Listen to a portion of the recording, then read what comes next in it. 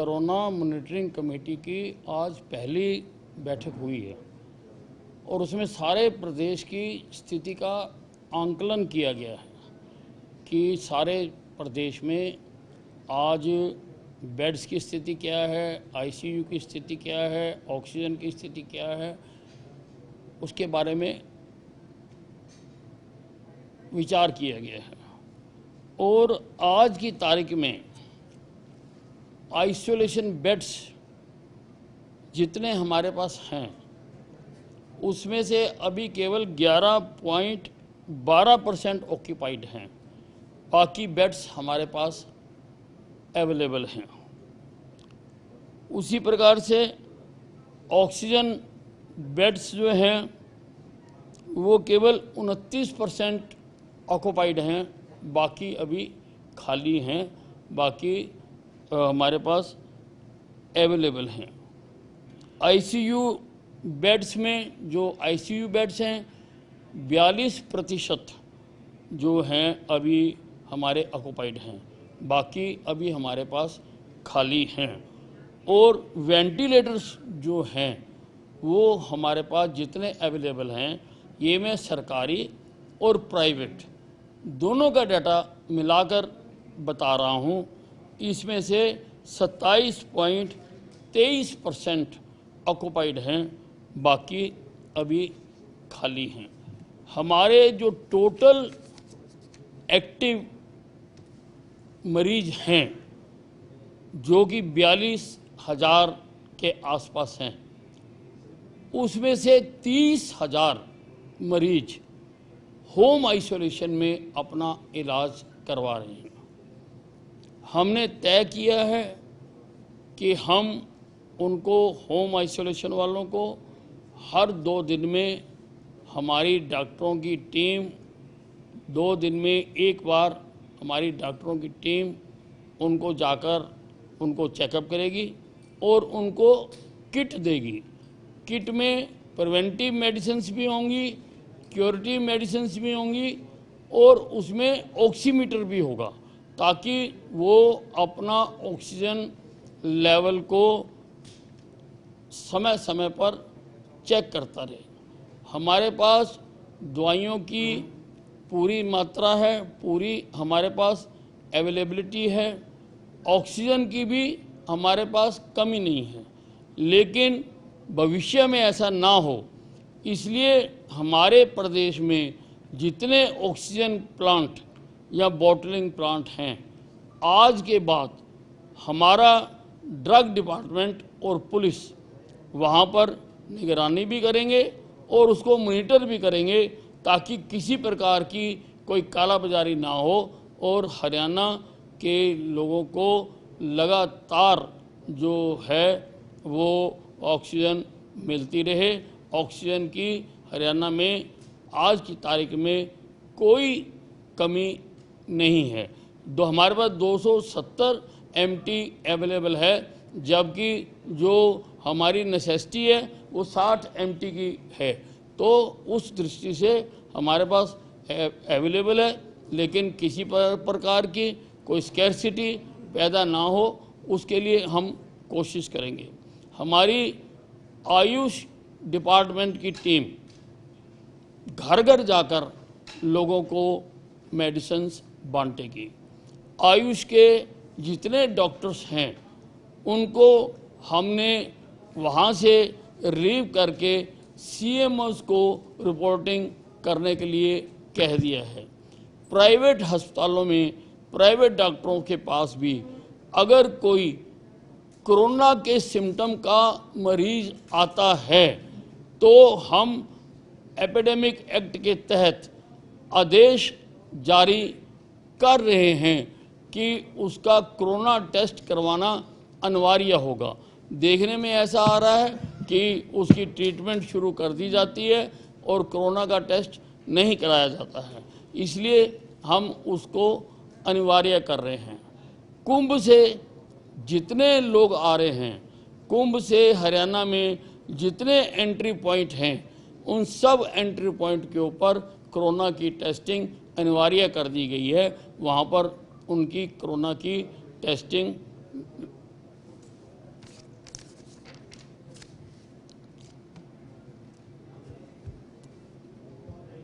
Corona की testing उनकी की जाएगी। लोकल बॉडी विभाग जो है उनको सारे हरियाणा में सैनिटाइजेशन करने के आदेश जारी कर दिए गए हैं। गांव में पंचायती डिपार्टमेंट करेगा और शहरों में लोकल बॉडी डिपार्टमेंट करेगा। सारे हरियाणा को हम पूरी तरह से सैनिटाइज कर देंगे। सारे हरियाणा में हम इसका करेंगे। जो रिलीजियस गैदरिंग्स हो रही हैं या पॉलिटिकल गैदरिंग्स हो रही हैं या सोशल गैदरिंग्स हो रही हैं, उन पर सख्ती से जो सरकार का आदेश है वो पालन कराया जाएगा। हम किसी धार्मिक संस्थान को बंद नहीं कर रहे हैं, लेकिन उनके ऊपर भी एक टाइम में अंदर 50 लोगों के जाने का ही नियम पालना होगी। कहीं पर भी किसी भी धार्मिक स्थान पर, किसी मंदिर में, गुरुद्वारे में या मस्जिद में गैदरिंग्स को अलाउ नहीं किया जाएगा। सब प्रकार के मेलों पर प्रतिबंध लगा दिया गया है। कोई किसी प्रकार का मेला किसी भी धार्मिक या किसी और के नाम पर नहीं होगा। उनके ऊपर, सबके ऊपर प्रतिबंध लगा दिया गया है।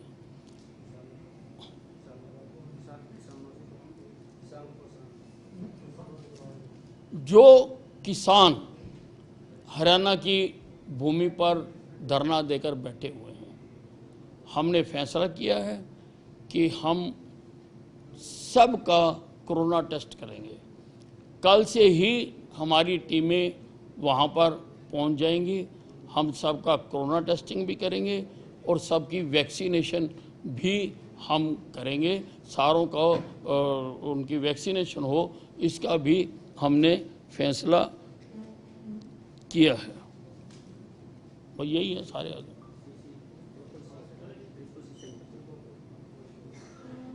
जितने हमारे मेडिकल कॉलेज हैं उन सारों में क्रिटिकल कोरोना केयर सेंटर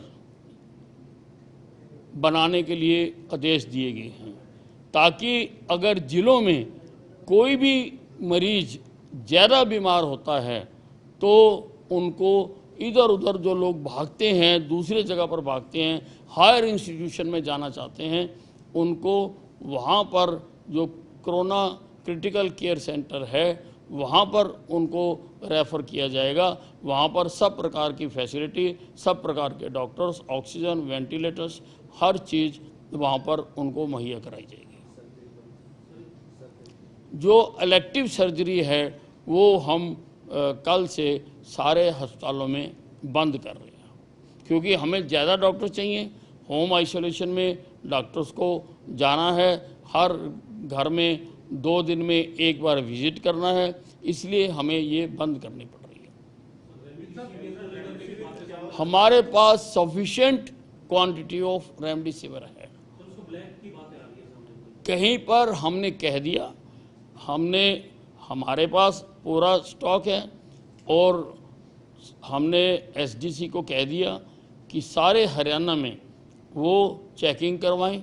अगर कहीं पर भी ब्लैक की खबर आती है तो उनके खिलाफ कार्रवाई करें। 3 लोगों को हमने गिरफ्तार भी किया है, उनको हमने अरेस्ट करवाया है 3 लोगों को। बाकियों को भी जेल के अंदर डालेंगे अगर ऐसे टाइम में वो मुनाफाखोरी करने की कोशिश करते हैं। और सरकार के स्टोर में भी रेमडेसिविर और बाकी मेडिसिन्स सफिशिएंट क्वांटिटी में है। प्राइवेट को भी मिले, इसका भी हम इंश्योर करेंगे कि प्राइवेट को भी ठीक दाम के ऊपर मिले। और जिसको भी रेमडेसिविर दी जाएगी उसका आधार कार्ड का जो नंबर है वो नोट किया जाएगा, ताकि किसको दी गई उसका पता लग सके। जिस तरह से मोहाली के अंदर लॉकडाउन लगाया गया रामनवमी के दिन, कोई ऐसा पंचकुला नहीं, हम कोई लॉकडाउन नहीं लगा रहे हैं। हम तो जो गैदरिंग्स की सीमा है उसको सख्ती से पालन करा रहे हैं। रामनवमी वाले दिन भी लोग रामनवमी मनाएं, हमें कोई इतराज़ नहीं है, लेकिन अगर वो इनडोर मनाते हैं तो 50 आदमी, अगर आउटडोर बनाते हैं तो 200 आदमी। ये उनके ऊपर सख्ती से लागू होगा कि इससे ज़्यादा कहीं पर भी कोई मेले या भीड़ इकट्ठी होने नहीं दी जाएगी। साहब आपके पड़ोसी राज्य दिल्ली ने एक सप्ताह के लिए लॉकडाउन पूरी तरह घोषित कर दिया, पंजाब में है। आज की बैठक में क्या इस बात पर मंथन हुआ, यदि आवश्यकता पड़ती है तो लॉकडाउन हरियाणा में भी किया जा सकता है? नहीं, अभी हमने इसके ऊपर कोई विचार नहीं किया। सर कुछ जगह से जैसे दिल्ली के अंदर हुआ है, कुछ जो मजदूर वर्ग है उसके अंदर एक डर बन चुका है कि अगर लॉकडाउन लगा। हरियाणा में लॉकडाउन के बारे में हम बिल्कुल नहीं सोच रहे हैं और सभी इंडस्ट्री वालों को और मजदूर भाइयों को भी मैं कहना चाहता हूं कि किसी प्रोपेगेंडा में आने की ज़रूरत नहीं है। यहां पर इंडस्ट्री भी चलेगी और आपका रोज़गार भी चलता रहेगा। किसी प्रकार के प्लान की ज़रूरत नहीं है। सब जो क्लाइम कर रहे हैं उनसे ज्यादा रेट वसूले जा रहे हैं, बसों वाले हैं या नहीं, हरियाणा से कोई प्लान नहीं कर रहा। राजनीतिक पार्टियां जो बड़ी संख्या में इकट्ठा सब के ऊपर जो हमने नियम बना दिया वो सब के ऊपर लागू है, चाहे राजनीतिक पार्टी है चाहे कोई है। सर आप पहले कह रहे थे, जो पहले जो कोरोना आया था कि दिल्ली से कोरोना जो है वो हरियाणा में ट्रैवल कर रहा है, अब किस वजह से ये केसेस बढ़ रहे हैं, क्या कहना चाहिए? नहीं, देखिए, हमारे जो हरियाणा में आधे केसेस हैं वो दिल्ली से सटे 3 जिलों में हैं और ऐसी संभावना हो सकती है कि वो दिल्ली से आ रहे हों, लेकिन जो आ गया जो मरीज है वो मरीज है। हम किसी को धक्के तो मार नहीं सकते, हम उसका इलाज कर रहे हैं और इलाज करेंगे। सीमा सील करने का कोई फैसला है? नहीं, कोई फैसला नहीं। सब जो किसान धरने में बैठे हैं उनके लिए टेस्टिंग मैंडेटरी होगी? नहीं, मैंडेटरी तो किसी के लिए भी नहीं है, लेकिन हम ये चाहेंगे कि वो कराएं। हमारे अधिकारी जाकर उनके नेताओं से बातचीत भी करेंगे, ये भी हमने कह दिया कि बातचीत करेंगे और हम चाहते हैं कि वो टेस्टिंग भी करवाएं और वैक्सीनेशन भी करवाएं। उसके लिए हमने टीमें तैनात कर दी।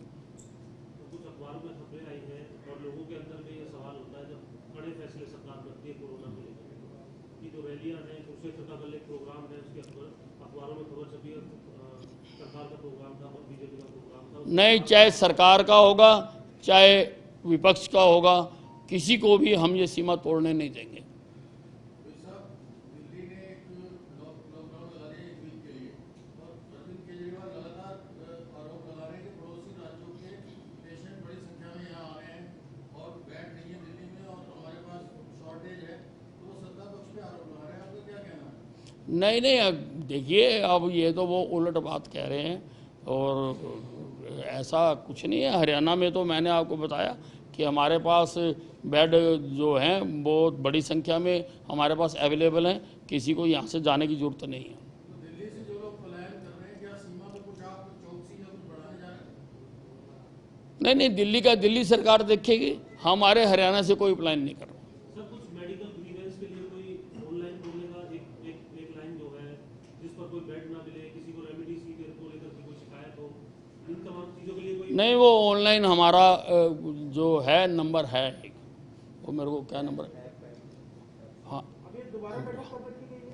ये रेगुलर जैसे जैसे इसकी ज़रूरत पड़ती रहेगी, इसी प्रकार से ज़िलों में भी सबको मॉनिटरिंग कमेटियां बनाने के लिए कह दिया गया है और सारा ये हम खुद इसको मॉनिटर रेगुलर करेंगे। मैं करूँगा, ACS हेल्थ करेंगे, चीफ सेक्रेटरी करेंगे और CM साहब के पास भी ये सारी डाटा रोज़ का रोज़ हम पहुँचाएंगे।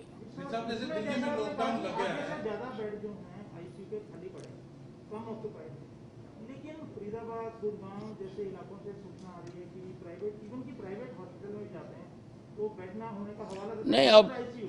क्या एक्शन ऐसे लोगों के खिलाफ लिया जाएगा जो बेड होने के बावजूद भी इनकार कर रहे हैं? नहीं, बिल्कुल हमारी टीमें सारे ज़िलों में जा रही हैं और सारे प्राइवेट हॉस्पिटल्स को हम चेक कर रहे हैं।